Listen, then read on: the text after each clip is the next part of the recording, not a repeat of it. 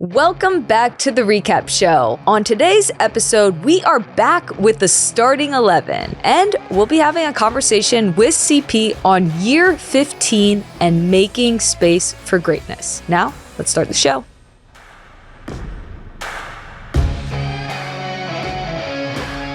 Welcome back to the recap show. It is such a joy to be here today. We are going to start this episode with a segment called Starting 11 that you may know.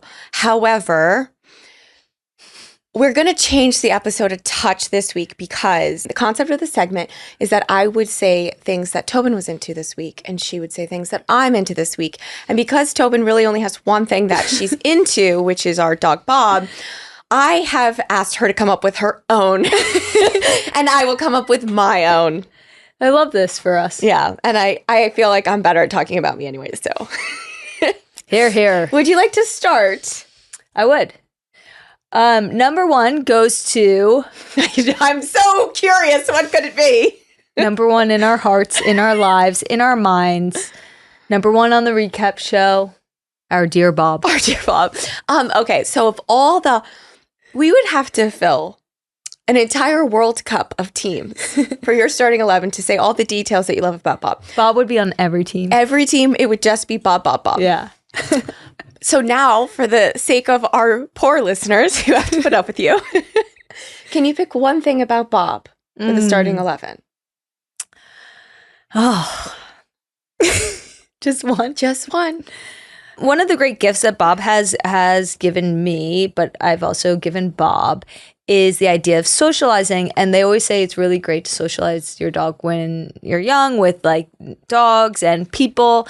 And I really love leaning into that like uncomfortable feeling where like you're kind of like, I don't know how she's gonna be, you know, and she's kind of like, I don't really know how to be, and we're kind of like navigating this like weird uncomfortable energy together.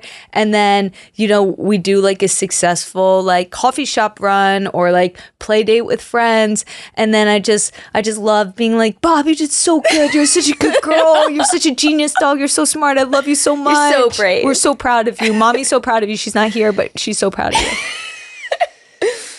Okay. So Bob, and now are we going to put Bob behind us for the next... In the crate? Yeah. In her crate, in her safe space, she's going to be okay. Okay, maybe. Yeah. Okay. Let's... You I will. should go I just on. want to add one little thing.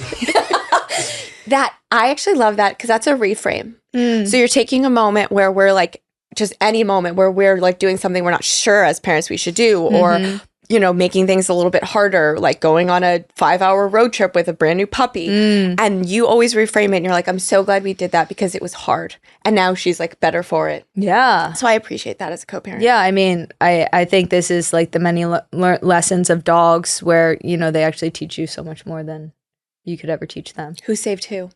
They say. Okay, I'm going to go for a quicker answer. Okay. I have rehabilitated my orchid. Ooh. That is what I am into this week. Watching the orchid bloom. Beautiful. Amazing. What a green thumb you have. Okay. I'm into shrubs. Ooh, please tell our audience, what is a shrub? Okay, I feel like, you know, we've introduced our audience to like orange wines, right? You know, we kind of got obsessed with orange wine. Everybody's like, what is oranges? Wine made out of oranges? What is oranges? What is orange wine? Wine made out of oranges? And, you know, obviously we have to go and explain. So shrubs are a lovely drink that consists of vinegar and kind of like muddled fruit. And you kind of like let it sit and not really fermentate, but like kind of like blend together. And then you serve it with like a sparkling water and like a beautiful clear ice cube. I wish everyone could see our producer's face. And and it's very tart. And I think it's a great NA cocktail because like you don't want to like chug vinegar, right? That's the entire point, yeah. And it's really good for your gut health. Very good for your gut health, and it's very tasty. And we've been enjoying shrubs at restaurants we like, but we took it a step further recently and we've been actually making our own shrubs that we are very pleased with. As you can tell, we are nesting. Dogs and shrubs and orchids. Yeah. Oh my. Okay, so I'm going to go in a different direction just to shake it up. It's a starting 11.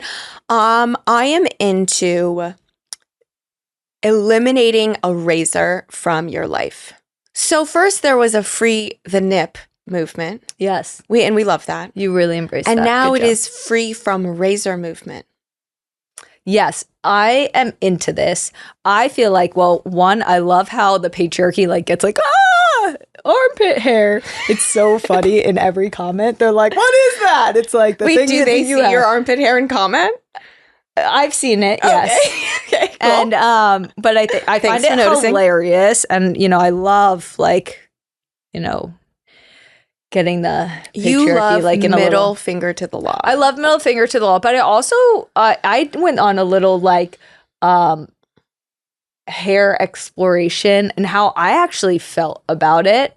And I kind of leaned into that. Yeah, you started this. I did. I started the movement. And it wasn't, no, I didn't start the movement. I started the movement with myself. In our household, yes. And it was actually just like testing the waters of society, like of myself and the things that would make me comfortable. I'm like, why am I uncomfortable? Like, this is just like who I am and who actually everybody else is also. Yeah, I think that it's about being intentional in how we live our lives, and especially when it comes to the gender roles that we're like passed down.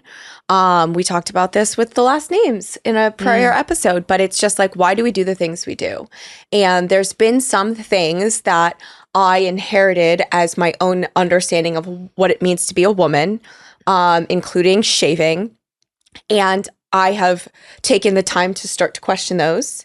And I have found some things feel really natural and healthy. And a razor does not feel good on my skin. It doesn't feel good on my body. I actually feel like someone's going to study it. It's going to like change the hormones because I feel very much like back to my earthy self. Oof.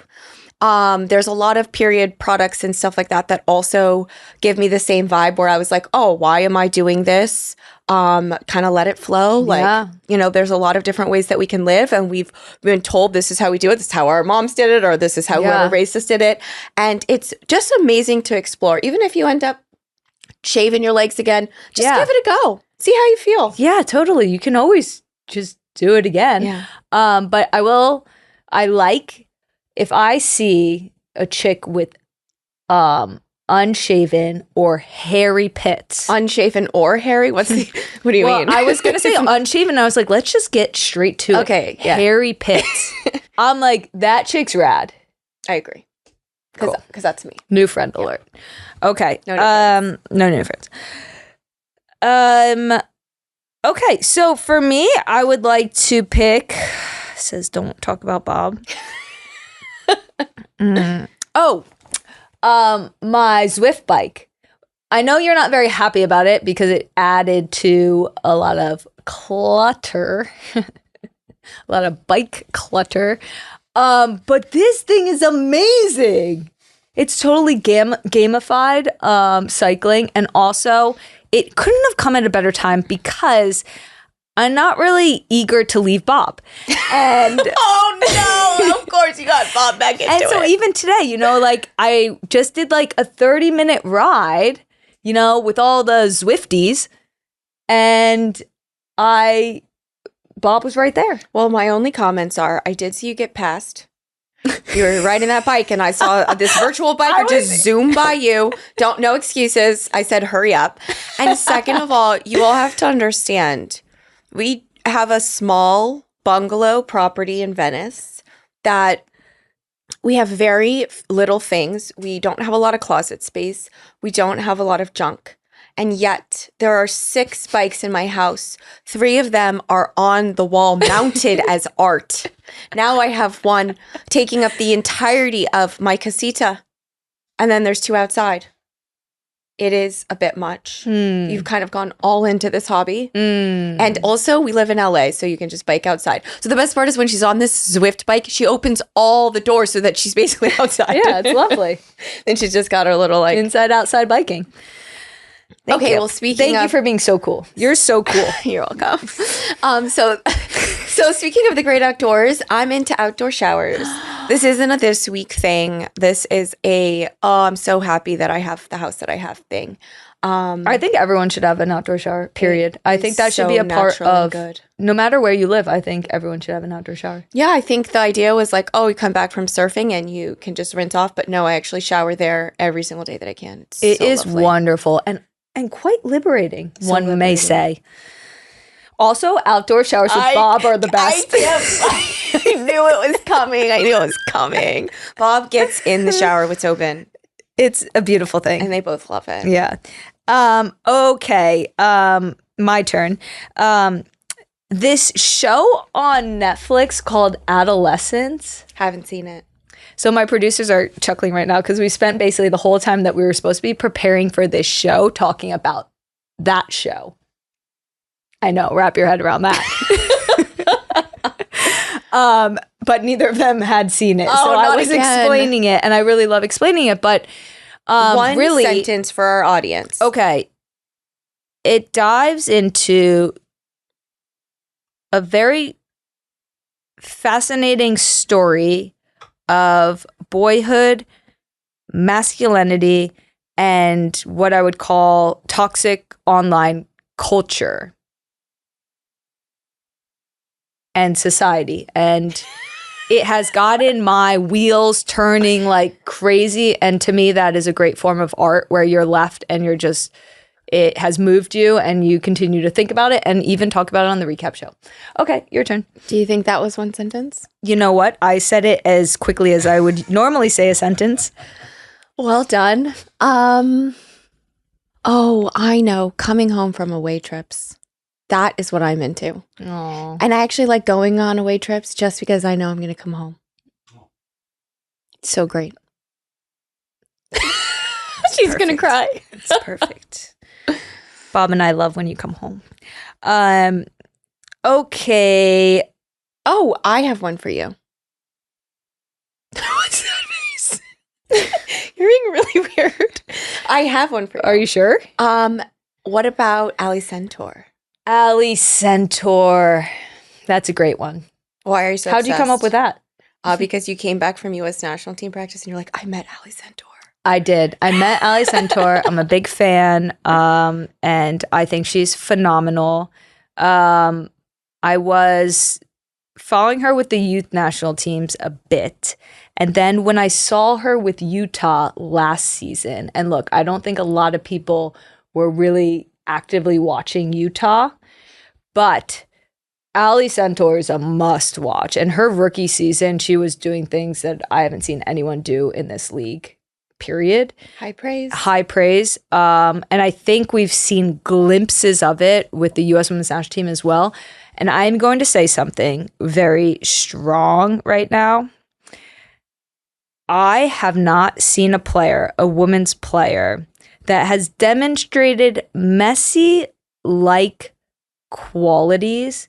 And the way that I will describe it is the way that she moves, and especially in the pocket, and her ability to have equal amounts of goals and assists, to me, is a trait that I haven't seen in the women's game. That is a very strong and bold statement. And I cannot wait to continue to watch her grow and cheer for her. I think she's must watch. I said after I saw her play one game at Utah, I said some other team needs to break the bank for her, because I was like, this girl, I'd sign her to a 5-year somewhere good and enjoy watching her play. Well, I love that. Yeah. So Utah people, go watch Ali Centaur. And everybody.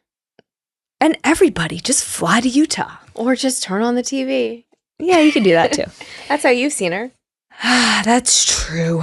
But now I've seen her in person. Okay. Number 10 is yours. Oh, yeah. So this is something that I did talk about last year. But the spirit of this game is, what are we into this week? And I just came back from an away trip. And when I look up into the stands after the game, there's a lot of people in the away kit. And then when they see me looking, they hold up a 23 jersey that they like had like under their seat, like waiting for this, because I am kind of discerning when I sign autographs, and I generally only sign my jersey. So I feel like it's really like feeding into this. That's a good tip. And, you know, it's such a powerful thing. Like, I try to tell people this and I'm trying to relate to them, but it sounds like I'm bragging, like, oh my God, all these people have my jersey. But I don't feel like that. I feel shocked to go to an away venue and feel so loved and supported. I don't know how it happened.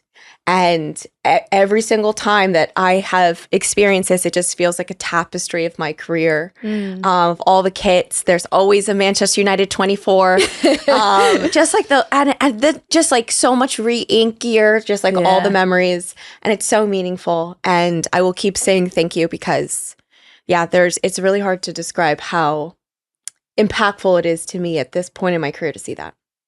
You do have some extraordinary fans. Number 11, my emotional release journal. Ooh. Yes. If you follow the recap show, you know that we go to a homeopath doctor. He is a magician. A wizard, yes. Sorry. He is a wizard. And they do this thing where like they like test your energy and all this stuff. And it has become a running joke between Kristen and I and our homeopath because every time we get to the emotional release energy, you know, obviously every time we go, he's trying to change that energy to be able to flow better. But it's laughable because we always go through the many clicks of trying to reset it and it's still there. So while we were laughing at Tobin's lack of emotional release, he recommended an emotional release journal. And this was probably like 4 months ago, something like that. So every morning I write in my emotional release journal. Most of the time I'm just looking at it, basically being like, what am I feeling? I'm not feeling anything. What do I write? And eventually I write something. But I'm very thankful for it. And I think it has been a really cool and unique tool. Well, if you all want a little bit of a secret sauce to what makes Tobin Tobin, this is such a great example. Like, in a weird way, Tobin is incredibly impressionable. and that no one would think that because you're like a force. But this doctor told both of us, oh, you can use emotional release journals. And I was like, yeah, whatever. I'll see you next month. And you went home and you got and I journal all the time and you don't. And you got a journal and every single morning you're so diligent. It's like when I told you to stop eating candy and you just have never had a piece of candy since. Yeah. I don't know. I think like when you hear something that like speaks to your soul, you know that like that's what you should be doing. Yeah, but we all know it. Very few of us are able to just immediately adopt it. And I think that's your discipline and your like clarity and your peace of mind. And I think that was a main ingredient in what has made you so successful. Wow. I didn't know where that was going to go, but thank you. You're welcome. So that wraps up the starting 11. Was that fun? Fun and long. I know. See you next episode. As always, now it's time for the daily discussion. Are you ready? I'm ready. Okay. Kristen Press, you fascinate me. Thank you. I wonder, a lot of times on the show, we talk about your beautiful journey with football. I don't know if it's because you have a way of bringing people into your journey and inviting them to come along the ride with you that it feels extra special, or because you are vulnerable enough and curious enough to question the things that I feel like athletes are most afraid of. So I'm not sure what it is, but there's something about you and the way that you've approached your craft, your art, the sport, maybe something that was just forced upon you. We don't know exactly how we would describe it in this moment, but there's something about your journey that has invited us all in. And we're in year, I want to say 15 of your professional career, which so is cool. nothing short than How do I look? extraordinary. But I wonder if you could bring us into where you are on this journey and what year 15 feels like for Christen Press. Yeah. Thank you. I think it's fun that you started by saying that I fascinate you, because I think why I have loved this journey and love bringing everybody into my own journey is because like the job fascinates me. And I think when you approach life and work with curiosity, it just takes you down interesting paths. And I always think that whatever I'm trying to do is like so fascinating, win or lose, fail or succeed. There's something really interesting about the details. So obviously I still feel like I'm on a recovery journey from my ACL. But I think it's important to say that a very small part of that is physical. I think coming back from any injury is just so holistic, physical, emotional, speed of play, brain work, all of this stuff. And I will consider myself on a recovery journey probably for the rest of my life. But at least I think an athlete gets to say that until they're like at the level that they were when they stopped. And coming back at 36 and having such a big gap between the last game I played and the first game back really gave me an opportunity to question why I was here. And I left the game feeling like I was one of the best players in the world. And I came back feeling like I was one of the oldest players in the world. And like, for better or for worse, I don't know how that happened, but I just looked around and the league had gotten 10 years younger and I had gotten 2 years older. And it really challenged me to create a perspective around who I wanted to be and if I wanted to challenge that notion. And so I think it's been an interesting experience for both of us, because I thought I was going to come back and score a bunch of goals at the end of last season and start all my games. And when I was back, I'd be back. And by the end of my season, I didn't know if I would even be able to play this year. And so where I am in year 15 is I do truly feel like it's a gift, like it's a miracle that I get to do what I love.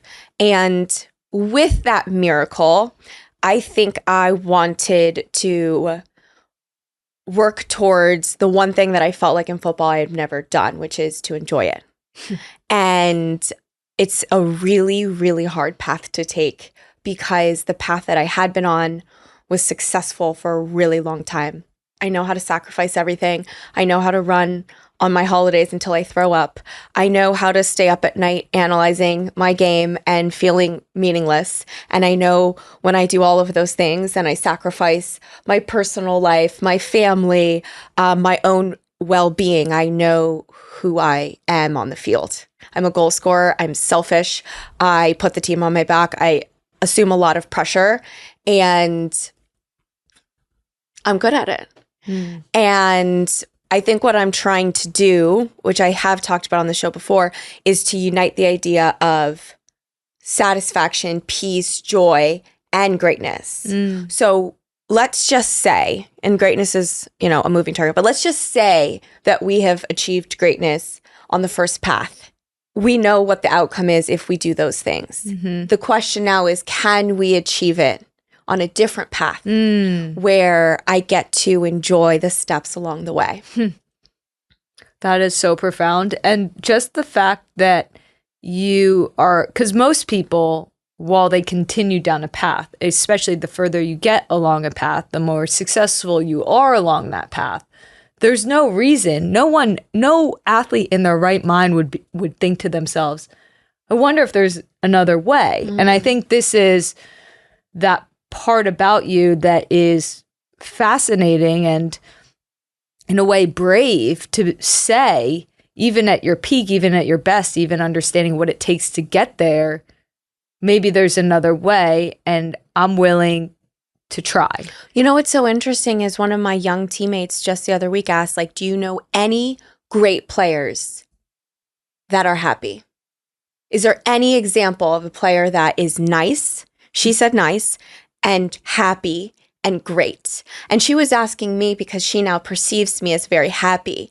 And she was saying, but when you were at your top of your game, you weren't like this.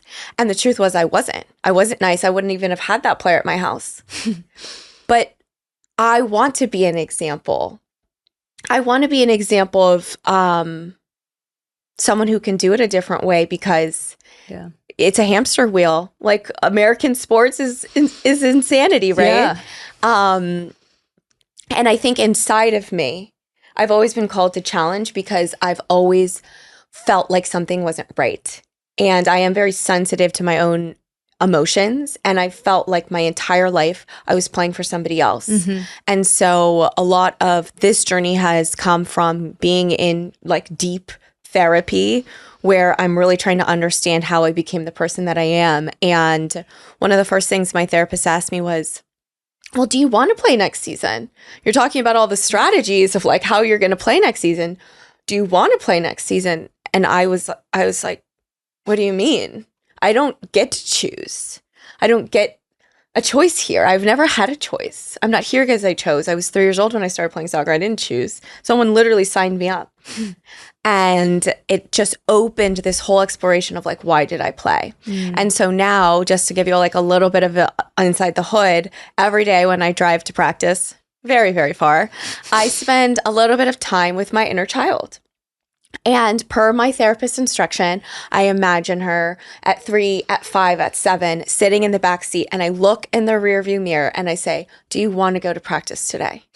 You don't have to go. We can turn the car around. But do you want to go? Are you getting emotional? I'm in the story. Oh, okay. Yeah, okay. Yeah. And she always says yes, but she likes being asked. Because when I was 5 and 7 and whatever, no one ever asked. They just said, did you score? Were you the best one? You know, how could you have been better? Like, what are you going to do today to be the best? No one ever said, do you want to play? And I think just giving yourself the permission to ask is like really taking a lot of power. So you obviously know all of this, but we came up with this mantra. We have so many mantras. I don't even know which mantra to share with you. So Tobin and I together have a mantra that is just go for it, which is what her mom would tell her when she was a kid. And then mine was let it come. And if you put those together, it kind of sits you in a great space where like you're not complacent, but you're not going to lose your mind. So that's like our family mantra for when I play. It's like, just go for it and let it come. Because that's how complicated life really is. And then the other mantra that I had for my year was, I'm going to make space and wait for greatness to come. So I'm not giving up on greatness. It's really important to me. I want to be great. I want to be scoring every game, starting games, entertaining the fans. I want to be the best player that anyone's ever seen me. So I said, I'm going to make space for greatness, and then I'm going to wait for it to come. And so that's sort of how you kind of work with the nuance of still trying to achieve, but in this new way. And actually at the U.S. Women's National Team game at SoFi, we were sitting with Abby Wambach and Glennon Doyle, and I was telling them about my inner child because they do this type of work as well. And Abby said to me, she said, I have a thought on that mantra. And I was like thinking I was like super wise, of course. And she was like, greatness is already inside you. You don't have to wait for it to come. She was like, make space for greatness to come out because it's already there. And I was like, oh my gosh, I've been saying this for 3 months. No wonder it hasn't come out yet. Because I've been waiting for it to come from somewhere else. That was so powerful. So it was a really awesome reframe. Yeah. And it still is in that family of, and you know what else she said? She said, it sounds like you're waiting because you're not ready. And when you're ready, she'll come out. So that's where I am. And I know that there is frustration just from the fans on me not playing as much and me not being the same player that I was. And I want to say I will never be the same player that I was. But I am absolutely on a journey to be a player that is extraordinary and joyful and scoring and smiling. And I hope it can be a season, a journey that people relate to and are inspired by, because whatever we do, whatever job it is, I think there's a way that we can all integrate a little bit of present moment awareness and experiencing. Doesn't all have to be fun every step of the way, but if it's not fun, we just experience the unfun along the way. Yeah, I guess like on behalf of, maybe 3, 5, 7-year-old Tobin, and actually even Tobin today, like I just want to say thank you for being brave and for doing the work and to going down a path that we don't yet know what is on the other side of. Because, for me, if you go into the sports section of any bookstore or something, it's like they're all the same. They're all like, grit, determination, hard work. And like, I don't know why I'm talking in this voice, but it's like the voice that all those words kind of make you feel. And I think that your book or your story, your journey, your path, because you've done that, you've done the book that everybody else has done. And I can tell you that, yes, maybe the success in the sport was there, but from our understanding now of what comes next, what we're passing down to the next generation isn't necessarily something we're proud of. We're not necessarily proud of the athletes we are or the people we are post what that did to us and what that did to those around us. And we're not necessarily proud of passing down those, I guess, qualities necessarily that made us successful. And maybe this next path, hopefully will take up half the bookshelf of like a different path of becoming an athlete or becoming great. And is something that we will be proud to pass down to the next generation, because I know for the young players looking up to you today, they're seeing something different and unique and something that definitely challenges the status quo of all athletes. And I think that's so powerful. So thank you. Thank you. All right, everybody. It is now time for your favorite segment and our favorite segment. Community questions. I will start. Sonia from Arizona asks, who was your teenage crush? Probably like Cristiano Ronaldo. I thought you were going to say Keira Knightley. Ooh, actually, no. It was Cesc Fabregas with his mullet haircut. Oh, and his final pass. That was my teenage crush. Interesting. Yeah. What about you? This was a question for you. Oh, yeah, you're right. This isn't a back and forth type thing. Maybe next time. I know you were dying to tell us. Sherry from Texas wants to know, does Bobby have a middle name? Heath. Yep. That's what I put on the adoption papers. Bobby Heath, space, new word, press. Yep. I love that name. You do? Yeah. Great. Michaela from Connecticut wants to know, do you consider soup as something you eat or something you drink? Oh, I don't like soup for meals. Thank you for asking. I felt like I needed to get this off my chest for a long time. Whenever my mom would make soup for like dinner or something, I was like, this is not a meal. Look, I really appreciate it. Mom, I love you. Thank you for cooking. Thank you for cooking for us. But why? I think you know me. I need my carbs. There's carbs in soup.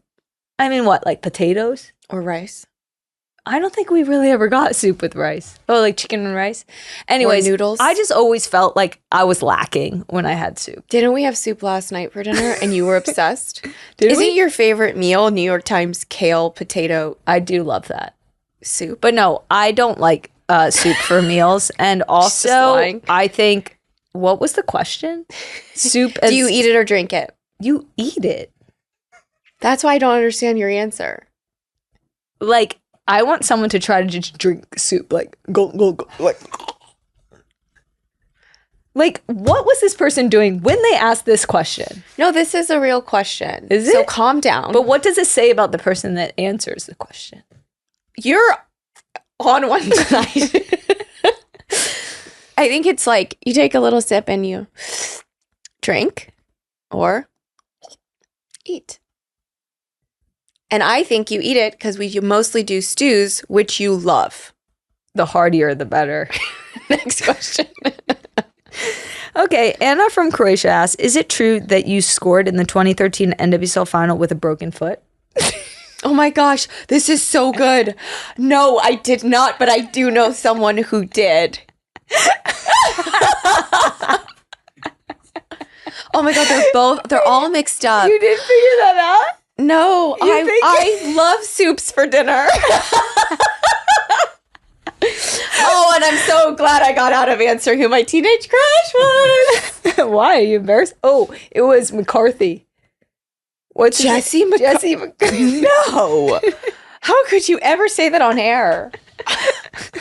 You want to tell us about your broken foot goal? No, not at all, but that is true. But someone just told me about it.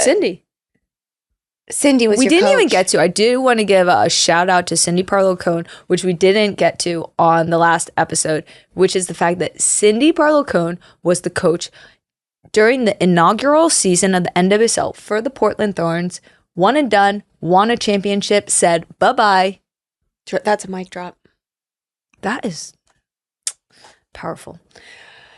Was your foot indeed broken? It indeed was broken. Did you have to get surgery? No, because bones heal. Did you have a cast? No. Did you score with that foot? That's a great question. Probably not. Which foot was it? Which would be worse if you had to kick the ball with a broken foot or plant with a broken foot? Both. I know, both would be painful. Wait, but what foot did you score with? It was a set piece, so probably you're right. And what foot was broken? Not sure. See, that's not a real break. She doesn't even remember. It was a long time ago. Oh my God, it wasn't that long ago. It was over 10 years ago. It was.